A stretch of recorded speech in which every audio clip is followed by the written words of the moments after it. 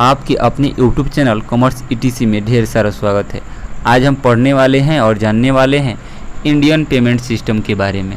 आखिर Indian payment system होता क्या है और इस पेमेंट सिस्टम के अंतर्गत कौन कौन से पेमेंट के जो सर्विस हैं वो आते हैं, कौन कौन से बैंक के में हम ट्रांसफ़र कर पाएंगे अपने अमाउंट को किस सिस्टम से और कितने टाइम में। इन सभी चीज़ों को जानने के लिए हम अच्छे से इंडियन पेमेंट सिस्टम को जानेंगे और समझेंगे। तो आज के दौर में हम देखते जा रहे हैं दिन प्रतिदिन डिजिटल होते जा रहा है।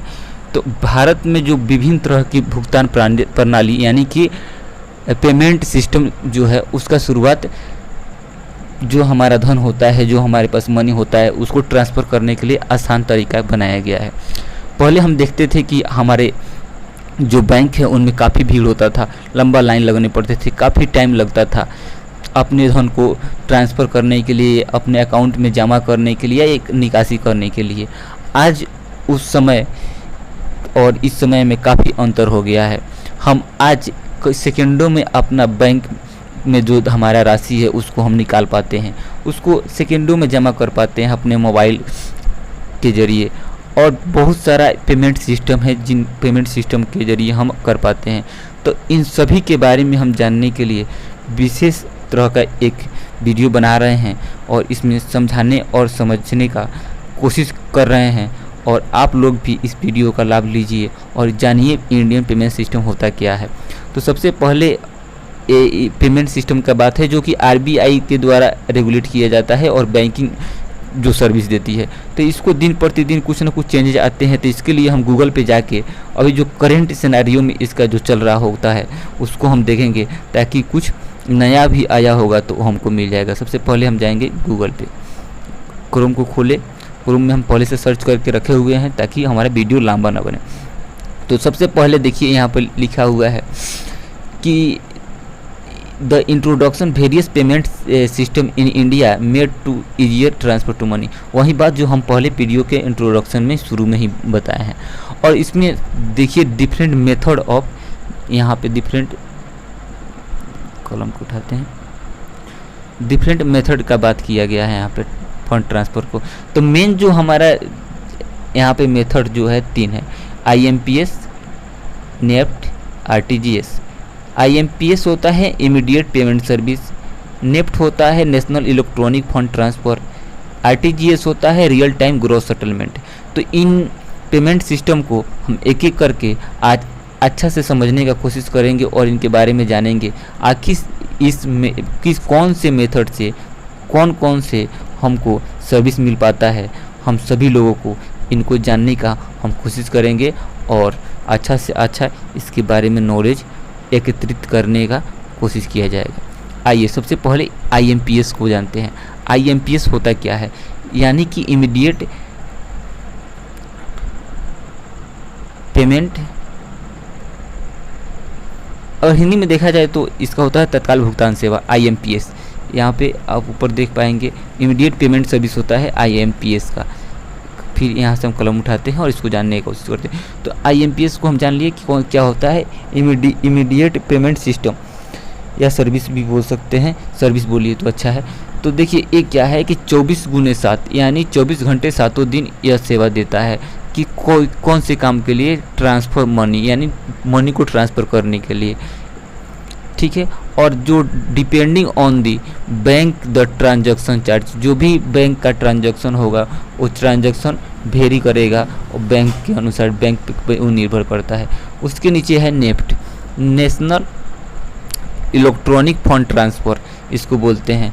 और इसमें क्या होता है कि एक बैंक से दूसरे बैंक में पेमेंट को ट्रांसफ़र करने के लिए हम यूज करते हैं। जैसे लिखा हुआ है bank to another bank branch, एक बैंक के ब्रांच से दूसरे बैंक में जो भी अमाउंट ट्रांसफ़र करना रहता है उसके लिए हम नेफ्ट का यूज करते हैं। नेफ्ट यानी नेशनल इलेक्ट्रॉनिक फंड ट्रांसफ़र का यूज करते हैं।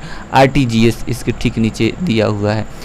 RTGS का होता है रियल टाइम ग्रॉस सेटलमेंट, यानी कि एक वास्तविक समय का जो होता है उसी में उसका सेटलमेंट करना ड्यूरिंग ओनली आवर्स, यानी कि जो टाइम दिया रहता है, जो इमीडिएट टाइम रहता है उसी में रियल टाइम में जो भी क्लियरेंस होता है उसको करना, और जो भी फंड हमारा होता है ट्रांसफ़र उसको करने का काम आरटीजीएस के तहत किया जाता है। अब आरटीजीएस और आईएमपीएस और नेफ्ट तीनों में क्या अंतर है, इनको जानने का हम कोशिश करेंगे। कैटेगरी वाइज एक एक चीज़ को जानने का कोशिश करेंगे।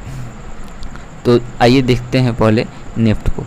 नेफ्ट में क्या दिया हुआ है कि कम से कम नेशनल इलेक्ट्रॉनिक फंड ट्रांसफ़र में 1 रुपया कम से कम और ज़्यादा से ज़्यादा 2 लाख तक हम ट्रांसफ़र कर सकते हैं।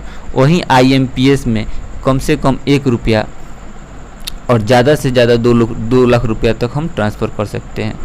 ठीक है, यानी नेफ्ट में देखा जाए तो अपर लिमिट कोई नहीं है, कम से कम 1 रुपया नहीं। आरटीजीएस में है कि 2 लाख कम से कम और ज़्यादा से ज़्यादा कोई लिमिट नहीं है, और नेफ्ट में 1 रुपया है और मैक्सिमम कस्टमर के ऊपर डिपेंड करता है, इसमें कोई लिमिट नहीं है। और आईएमपीएस में भी 1 रुपया है कम से कम और ज़्यादा से ज़्यादा 2 लाख। वहीं देखिए किस तरह का टाइप ऑफ सेटलमेंट है, तो ये बैच है, ये वन ऑन वन सेटलमेंट है, ये भी 1-1 सेटलमेंट है। और देखिए कौन से मेथड में कितना टाइम लगता है, तो इसमें कम से कम नेफ्ट में 2 घंटा लग सकता है, जैसे इसमें लिखा हुआ है। आरटीजीएस इमीडिएट होता है यानी तुरंत होता है, आईएमपीएस इमीडिएट यानी तुरंत रुपया आपका ट्रांसफ़र हो जाएगा, पेमेंट आपका ट्रांसफ़र हो जाएगा। और सर्विस जो है नेफ्ट का 24x7 होता है, यानी कि 24 घंटे 7 दिन उपलब्ध होता है। और आरटीजीएस जो होता है ये आपके बैंकिंग जो हावर होते हैं उस पर डिपेंड करते हैं। और आईएमपीएस में भी वही है 24x7, यानी 24 घंटे 7 दिन सेवा इसका भी उपलब्ध रहता है। और नेफ्ट में और आरटीजीएस आईएमपीएस में देखते हैं कौन कौन सा ऑनलाइन है, कौन कौन सा ऑफलाइन। तो नेफ्ट जो है हमारा ऑफलाइन और ऑनलाइन दोनों में उपलब्ध है, आरटीजीएस भी दोनों में है, लेकिन आईएमपीएस है केवल ऑनलाइन है। इसको देख लीजिए। Mode of process online offline दोनों है, ये भी ऑनलाइन ऑफलाइन दोनों है, ये सिर्फ ऑनलाइन है। और जो टाइम लगता है हमारे फंड को ट्रांसफ़र करने में, तो वो नेफ्ट में लगता है 30 मिनट से लेके 72 घंटा तक। फिर आरटीजीएस में है कि केवल इसमें 30 मिनट लगेगा, उससे ज़्यादा नहीं लगेगा। और आईएमपीएस है इंस्टेंट, यानी कि तुरंत के तुरंत आपका जो फंड है वो ट्रांसफ़र हो जाएगा।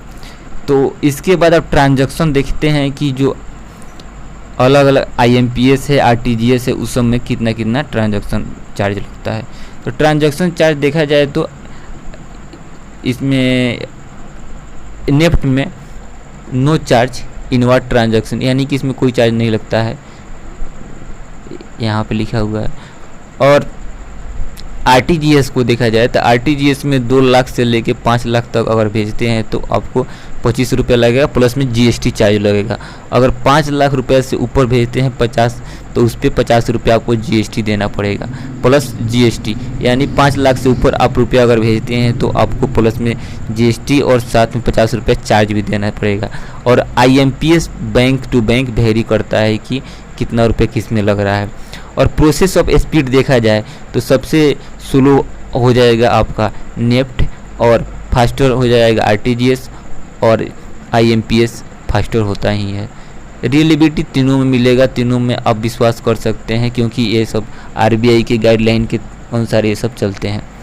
और देखते हैं इसके बारे में क्या क्या दिया हुआ है, इसको जानने का कोशिश करते हैं।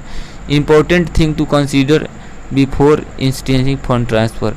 तो देखिए इम्पोर्टेंट जो थिंग है इसके बारे में दिया गया है कि timing depending on bank hour का बात किया गया है कि टाइम क्या क्या हो सकते हैं, उसके बारे में आरटीजीएस और नेफ्ट के बारे में बताया गया है इस ऑप्शन में। फिर ट्रांजैक्शन फ़ी के बारे में हम लोग जान ही लिए हैं, जीएसटी किस में कितना लगेगा वो तो आप ट्रांसफ़र करेंगे तो पता चल जाएगा, प्लस जो हमारा ट्रांजैक्शन फ़ी है वो भी लगेगा। नेटवर्क कौन से ऑनलाइन है कौन ऑफलाइन है ये भी हम देख लिए। Important term service availability, fund transfer limit होता है, और फंड ट्रांसफ़र चार्ज भी लगता है, और स्पीड भी होता है, इसको भी हम देख लिए। तो मेन अगर देखा जाए पूरे वीडियो में थोड़ा सा मेन अगर देखा जाए तो पूरा वीडियो में ए वाला जो डिफरेंस वाला कॉलम है, यहाँ से आप लोग बहुत कुछ सीख सकते हैं और समझ सकते हैं। जैसे नेफ्ट और आरटीजीएस के बारे में, आईएमपीएस के बारे में हम लोग जान ही गए। इसका मैक्सिमम कितना लिमिट होता है इसको हम जान गए, मिनिमम कितना होता है ये सब चीज़ों को जान गए, और टाइमिंग को जान गए। यही मेन है जो कि हमारे यूपीएससी से लेके और यूजीसी नेट से लेके या बैंकिंग संबंधी जो भी एग्ज़ाम होते हैं उनमें सारी ये महत्वपूर्ण चीज़ें काम करती है। ठीक है, और कुछ हो सकता है कि आपके मन में क्वेश्चन है उस टाइप का, यहाँ पे दिया हुआ कुछ क्वेश्चन है, what is the minimum amount of IMPS transfer, यानी इमीडिएट पेमेंट सर्विस में सबसे मिनिमम क्या होता है, तो सबसे लो अगर ट्रांसफ़र किया जाएगा तो कितना रुपये किया जाएगा। तो 1 रुपया यहाँ पर दिया हुआ है, 1 रुपया किया जा सकता है सबसे मिनिमम। उसके बाद है एक्स्ट्रा चार्ज आईएमपीएस, तो मिनिस्ट्री ऑफ इंडिया द्वारा फाइनेंस का जो मिनिस्ट्री है उस encourage digital kind of MPS transfer of money. देखिए इसमें बताया है कि जो चार्ज है उसको हटा दिया जाता है आईएमपीएस से, क्योंकि इसको क्या करना है, इनकोरेज करना है डिजिटल ट्रांजैक्शन को लेके। फिर यहाँ पे बताया है मोड ट्रांसफर बिटवीन नेफ्ट और आरटीजीएस के बारे में। आरटीजीएस फास्टर होता है नेफ्ट से। ठीक है, इसमें भी बताया है कि 2 लाख तक का जो फास्टर ट्रांजैक्शन है ऑटोमेटिक मोड में किया जाता है। NEFT is a efficient mode. फिर आरटीजीएस मोड पेमेंट सेफ, हाँ भाई सेफ का यहाँ हालांकि यहाँ सब आप अपने से थोड़ा सा देख सकते हैं इसके बारे में, और इससे ज़्यादा कुछ इसमें नहीं हो सकता है। मेन जो हमारा इसमें जो है ना वीडियो में वो यही है कि नेफ्ट क्या होता है इसको जानेंगे, याद रखेंगे, आरटीजीएस क्या है उसको याद रखेंगे, आईएमपीएस क्या होता है इसके बारे में जानेंगे, और मेन है कि 1 रुपया से लेके मिनिमम और मैक्सिमम कितना है वो भी देख लेंगे, मिनिमम फिर आरटीजीएस में कितना है उसको देख लेंगे। किसी भी एग्ज़ाम जो को देने से पहले मैक्सिमम और मिनिमम के बारे में जान लेंगे, और टाइम के बारे में जान लेंगे, और चार्जेज के बारे में जान लेंगे। बस यही इतना ही से हमारा क्वेश्चन बनता है। तो हमको आशा है, विश्वास है कि आप लोग इंडियन पेमेंट सर्विस को समझ लिए होंगे अच्छे से, और इस ज्ञान को आप ज़्यादा से ज़्यादा अपने दोस्तों के साथ में शेयर करेंगे, वीडियो को लाइक करेंगे, सब्सक्राइब करेंगे। बहुत बहुत धन्यवाद हमारे वीडियो को देखने के लिए।